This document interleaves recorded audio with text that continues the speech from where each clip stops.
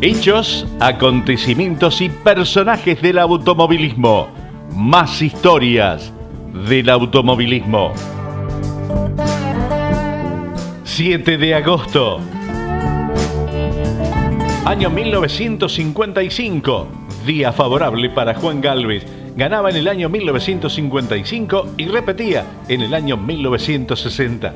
Aquel 7 de agosto era bueno para Juan Gálvez, que ganaba en 1957. Era la 9ª carrera del año, Premio Ciudad de Rafaela. Ganaba confort a un promedio de 158 kilómetros, 852 metros a la hora, seguido por su hermano Oscar. Lo curioso fue que los hermanos le sacaban 2 vueltas a los inmediatos perseguidores.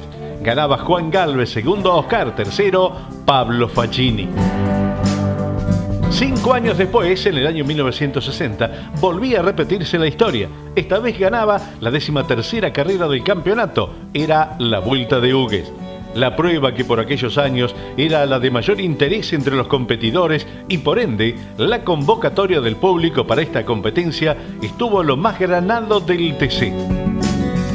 83 pilotos registraron la inscripción y 73 fueron de la partida. Récord para aquel año. Y el premio en pesos también era récord. Se repartían 618.000 pesos, un 30% más que la carrera de la 5ª Vuelta de Santa Fe. Y más del 100% de la peor en repartir premios que había sido la Vuelta de Rojas. En esta competencia era un duelo mano a mano entre Juan Gálvez y los gringos de Olavarría, hasta el abandono de estos últimos. En definitiva, ganaba Juan Gálvez, segundo Marco Ciani, tercero Jorge Farabolini, cuarto Sandokan, quinto Boronio, sexto lugar para Héctor Ninona, séptimo Roberto Vicentini, octavo Armando J. Ríos, noveno Rafael Valdreix y décimo Daniel Musso.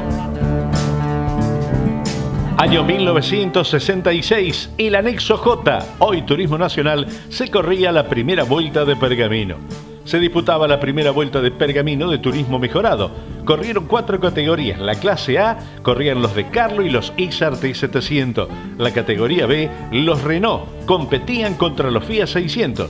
La clase C podían verse el Borgward Isabela contra un DKW y la mayor, tal vez la más popular, la de los Fiat 1500 contra los Peugeot 404. En la clase A ganaba José Calduch con un De Carlo 700, en la B Emilio Parisi con un Renault Gordini, en la C Héctor Luis Gradasi con un DKW Auto Unión y en la D Roberto P. de la Borde con un Fiat 1500 Coupé. Año 1966, Carlos Casares, ganaba Juan Manuel Bordeu y debutaba el Baufer de los Emiliosi, mientras Malnati estrenaba por primera vez en la categoría el motor Tornado. El campeonato más largo de la historia del TC con 36 carreras. Se corría la Vuelta de Carlos Casares. Era un 7 de agosto y ganaba su 5ª competencia en menos de 2 meses Juan Manuel Bordeu con la famosa Coloradita. Era preparada por Toto Fangio, hermano del quíntuple, y era en un circuito mixto de 20 kilómetros de asfalto y 139 de tierra. Ganaba un promedio de 151 kilómetros, 96 metros a la hora. Empleaba un tiempo de 4 horas, 14 minutos, 27 segundos. Maneco se encaminaba rumbo al título de campeón argentino de turismo carretera. Los hechos más relevantes de la carrera. La primera, el debut del Baufer F100 de los hermanos Emiliosi, que aquel año 66 defendían el 1 obtenido el año anterior. Quedaba de lado la famosa galera que no les iba tan bien porque era abandono para los gringos de Olavarría.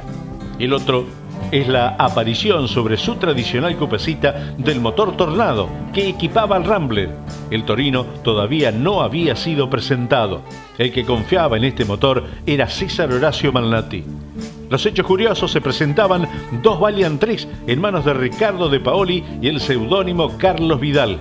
De Paoli lograba un auspicioso 5º lugar.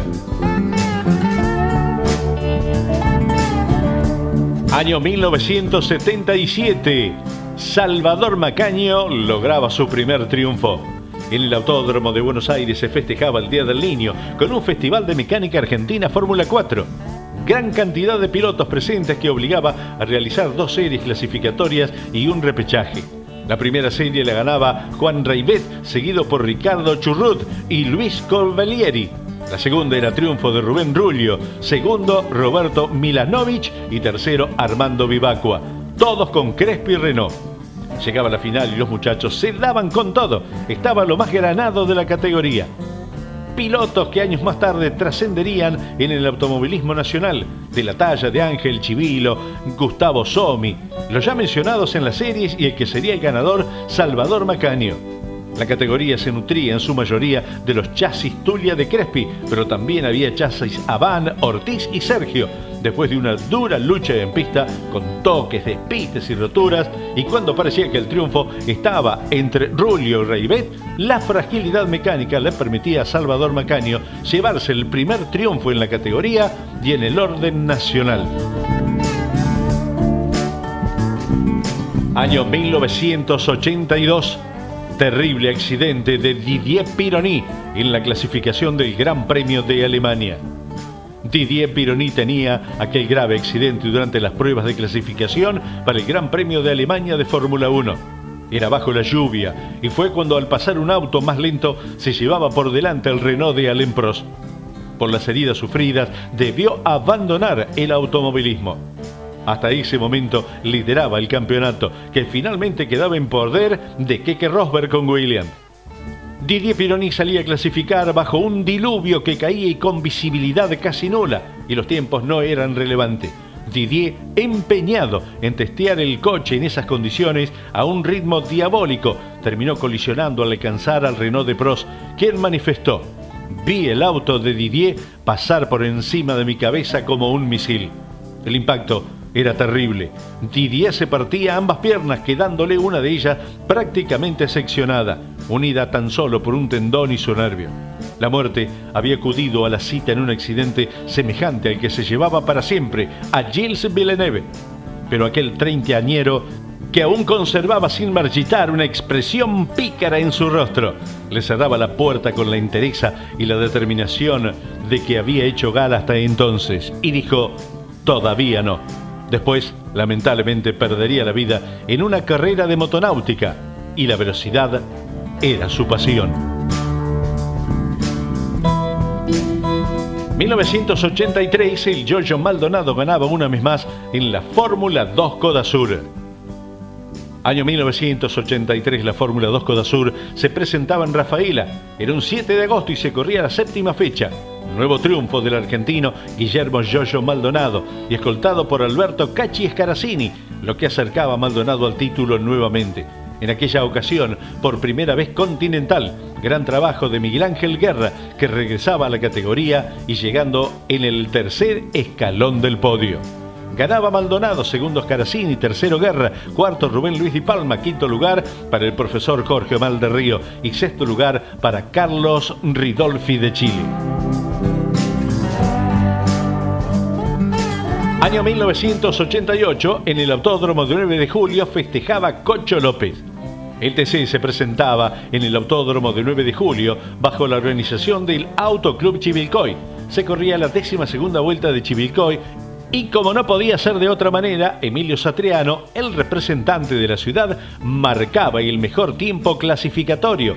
Detrás del obispo quedaban Osvaldo Cocho López y el de Olavarría, el Chueco Romero, ambos con Dodge.